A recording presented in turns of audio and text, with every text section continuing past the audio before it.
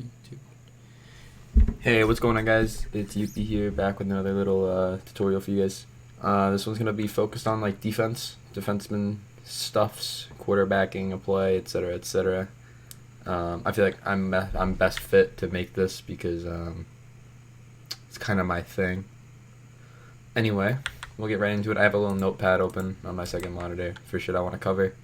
Came in with a little bit more of a plan this time compared to usual, because usually I just kind of wing it. But yeah, we'll get right into it. I don't need to cut here. We'll just right into it. So basically, the first thing I want to go over is like the basic positioning of a defenseman. So I'm gonna be playing as the home team. So I don't really have anybody like here with me to like demonstrate shit.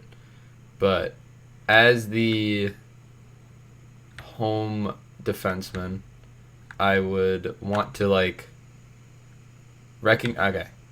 You want to stay between the dots 99% of the time, the defenseman, and push them out as you need to if you ever do go out.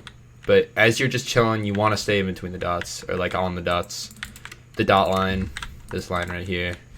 This is because you never want to give up the middle of the ice. And when I say stay between the dots, that means like that's just where you should stay. But if like there's a forward here, you don't want to be here because you've already lost. Because due to like how Minecraft in general works, block yaki, you can't like accelerate to really catch up to somebody other than using entity collision, which I'm not really going to go over. Very complicated and hard to grasp. You kind of just have to figure it out. But the basic premise is you never want to give up the middle of the ice. So if I'm here and I guess there's just a player right here, I want to be here and I want to gap that so that I have to push them to the outside. And I eventually want to pinch them to the boards. Very simple. But you want to stay within hitting distance of the puck and just keep trying to ping it the whole time. Because if you do that, then eventually you're going to hit it. You're going to ping it eventually. There's not many people in the league that can just fucking sprint right by you. Especially in BHL, and you won't hit the puck once. That's the basics of that. In the defensive zone, you kind of want to play pretty passive. Like, you want to kind of stay between the puck and the net, but you want to stay up on the guy. So, like, say I'm the forward here, and I'm skating around. You want the defenseman to kind of just be, like, chilling in the middle. You don't want to chase, because that's how you get beat. You want to just kind of stay in the middle, play zone, and then right when they 5-hole, that's when you want to pinch. Use a mix of blocking and hitting to stop that shot.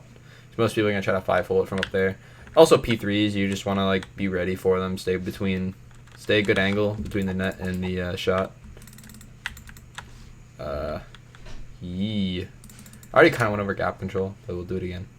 The very basic premise of gap control is you want to be within hitting distance of the puck while you're backing up. So, say there's a play right here, and it's not a spawn puck. You want to be around this distance from the puck when it's getting hit and moving back with it. You don't want to be too far because then they can 5-hole it. You want to stay in that distance. That distance is pretty good because if you see them 5-holing, you have enough time to jump up and pinch and shift on it.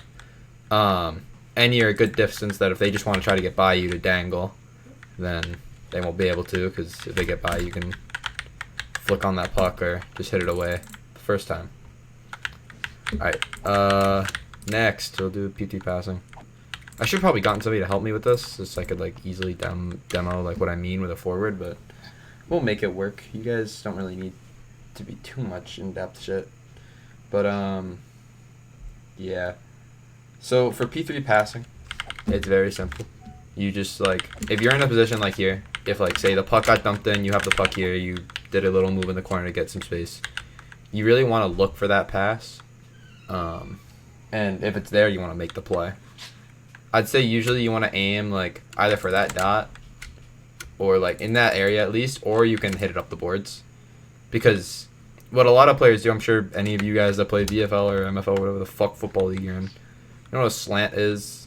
Basically that, as funny as that sounds for hockey. You basically want your forward, like assuming he's like hanging around here, you can calm to them like, hey, cut across. They'll kind of start like moving across and they'll move. You want to time it so that as they get here, you'll make that pass, they get the puck, they can score.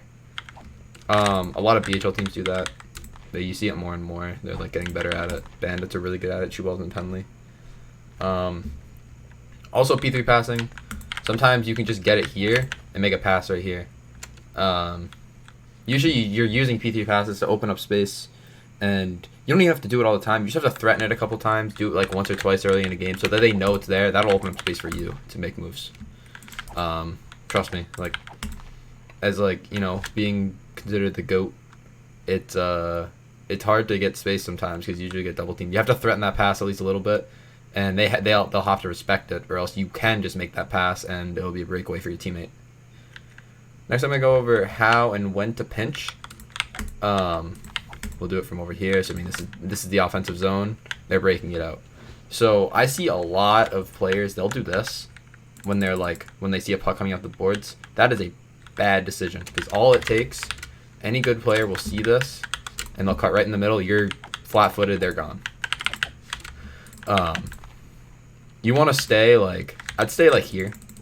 And, like, if they do hit it up the boards, you have enough time to pinch it. And even then, you can ping it. I would assume that you guys are good enough to at least, like, sometimes ping. Like, yeah, you get the gist of it. Like, you just want to be ready to shift and get in the way of that shot. But you don't want to commit. Because if you commit, they're going to cut to the middle. If you commit here, they're going to go up the boards. It's as simple as that.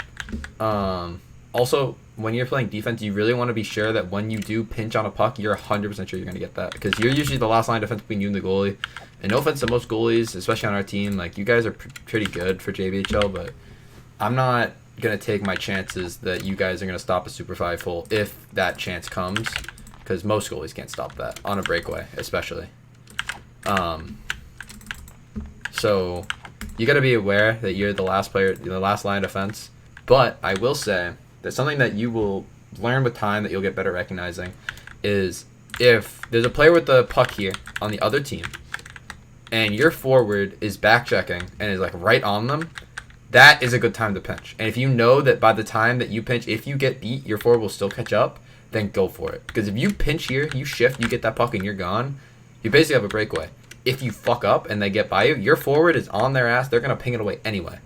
That's just like something that you can learn over time. And if you get good at it, you'll score a lot of points. I mean, coming from me, I've done that quite a few times.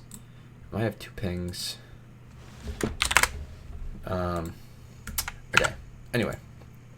Moving on. What do I have next? Quarterbacking. Alright. Another football reference. Alright, so it's slant route. Straight up quarterbacking. So, the very basic premise of this is you want to be as the defenseman, the main quarterback, the main call shot, the shot caller, the the IGL on the ice. You want to be basically calling all the plays that happen on the ice because you're the guy that can see the whole ice. Your forward is supposed to be forechecking. They aren't going to be able to see everything. So you're gonna have to call plays. You're gonna have to call plays. Tell them who's where, what to do, when to forecheck, when to push up. Sometimes your forward will forget to pinch or forecheck because it just happens. But you just have to be ready to call that. I recommend if you are a defenseman, you aren't a mute. Like, just in general, it usually doesn't work out. There's very few defensemen that can be a mute and also be a viable defenseman. And if they are, they're not like a good defenseman. They're like just viable. Like Arax, he's good, I guess, but he's a mute. He's very limited. He can't make calls. That's why I see him as better as a forward because, you know, he's not going to like carry an offense as a defenseman, which it doesn't sound like that's how it should work, but a defenseman really does carry the offense because they're the ones that are going to pass the puck to the forward. They're going to make the plays. They're going to recognize when they can bring the puck up the ice to make scoring chances. Yeah, I mean that's very simple. You'll learn it over time. As I've said with most things, like playing defense is very experience heavy. Like I started my BHL career as a forward, and over time I realized that I can carry a team better as a defenseman. I switched to defense in S8. I played S7 as a forward. I played IMHL as a forward, and I won MVP. But I knew that if I wanted to carry the team, it'd be better. Then I had to play defense. Alright, and last but not least, I have when to attack. This is like, for once you become a good defenseman, like, once you know how to play defense, this is when the offense really starts to come into play. So, this is like, yeah. As it says, it's when you want to attack. So basically, if you've been making P3 passes a lot in the game and you realize that, hey, they're covering my player, that's when you want to like start making chances. And as a defenseman, you don't want to force chances. You want to let them come to you and wait for them to fuck up and then go. So what I like to do a lot is like I'll just chill here and like, you know, I'll threaten a pass, maybe I'll look over there. And as they get closer, I go off the boards and I go. And the amount of breakaways I've gotten, or like half breakaways from doing that, is crazy. Like, just a small play like that, it works super well. Yeah. Sorry, this has been a pretty shitty video. I kind of didn't realize I should probably get help for this to make it run a little more smooth, and have a forward to help demo everything. But nonetheless, it's fine. It's good enough. You guys should get the basic premise. If you have questions, ask. But at the end of the day, if you want to get better at these like techniques and all this different shit, just scrim. It's very it's like it's the simple answer to everything. Just scrim, play 1v1s, 1v2s. As a defenseman, I'd recommend being on the 2 side of a 1v2, playing with a goalie. Learn when to back up and like where you can pinch so your goalie can save it. Because I don't know if you guys know who Untitled is. I scrimmed with him a lot when I was new, and his way of learning defense was just kind of memorizing where he pinched. Where he pinches will not let a 5-hole go in the net, and it will let it go right in front of the goalie. And it worked really well for him. He was a top defenseman for how long? He still is. And I don't think he's really tried at all in a long time. It just kind of works. Anyway, yeah, that's it. Thank you guys for sticking through this. It's a 12-minute video. Yeah, a little bit of rambling here and there. A little bit of just random awkward pauses. I'll probably make a better version of this sometime in the future when I have help and I'm better at making videos. Haven't made these tutorials are the first time I'm like making like, any form of content since like I was 12, and I made like Med Wars Let's Plays. So I didn't have an editing software back then, so they were dog shit. Anyway, thank you guys for watching, as I said already. Good luck to you guys this season. I hope to see you guys online soon. Season starts very, very soon, so try to hop on, get ready, scrim with each other, 1v1 each other. There are plenty of rinks, and if you don't have one, buy BHL Premium. You didn't hear that from me. Yeah. Have a good one, everybody. I'll see ya.